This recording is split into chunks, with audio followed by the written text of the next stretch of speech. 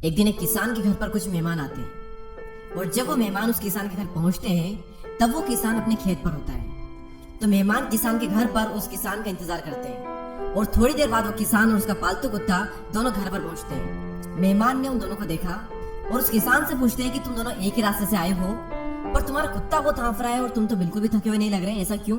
तभी वो किसान उन्हें बताता है कि हम दोनों एक ही रास्ते से तो आए हैं, लेकिन मैं सीधा घर पर आया हूँ। लेकिन इस कुत्ते को अगर रास्ते में कोई दूसरा कुत्ता मिल जाता था तो ये पहले उसके पीछे भागता, फिर मेरे पास आता, फिर और कोई कुत्ता मिलता तो उसके पीछे भागता, फिर मेरे पास में आता और पूरे रास्ते में ये यही करता रहा, इसलिए इतना ज्यादा थका हुआ लग रहा है। देखिए, कहानी इतनी इंटरेस्टिंग नहीं लगी होगी आपको, लेकिन इसकी जो सीख है ना वो बहुत बड़ी है। आप में से कई सारे ऐसे लोग हैं जिनके सपने बहुत बड़े हैं, तो इस मंजिल के सफर में जिस तरह उस कुत्ते को कई सारे कुत्ते मिल रहे थे, उसी तरह आपको भी कुत्तों की तरह लोग मिलेंगे जहाँ पर भूखेंगे भी। दो ऑप्शन है आपके सामने, उस कुत्ते की तरह इंसान से लड़ने में, उसे समझाने में अपनी एनर्जी वेस्ट कर दो, उसके पीछे भागते रहो, या फिर उस किसान की तरह अपना लक्ष्य अपने माइंड में रख करके सीधे रास्ते पर चलते जाओ।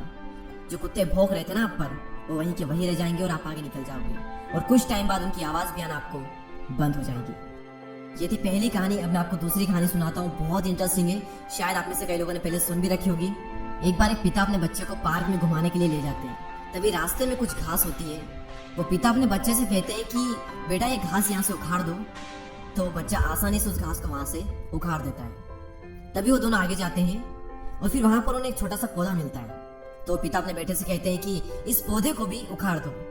तो जो बच्चा होता है वो थोड़ा जोर लगाता है और उस पौधे को भी वहां से उखाड़ देता है। फिर वो दोनों थोड़ा और आगे चलते हैं, फिर उन्हें एक थोड़ा बड़ा पौधा मिलता है। पिता फिर कहते हैं कि बेटा इस पौधे को भी तुम यहाँ से उखाड़ दो।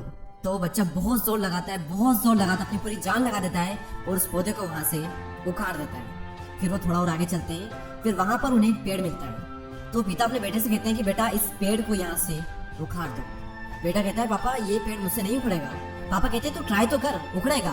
तो बेटा अपने पापा की बात को मान करके लग जाता है उस पेड़ को उखाड़ने में। वो बहुत कोशिश करता है, अपनी पूरी जान लगा देता है, लेकिन फिर भी उस पेड़ को नहीं उखाड़ पाता। तब वो अपने पापा से कहता है पापा ये पेड़ मुझसे नहीं उखड़ रहा।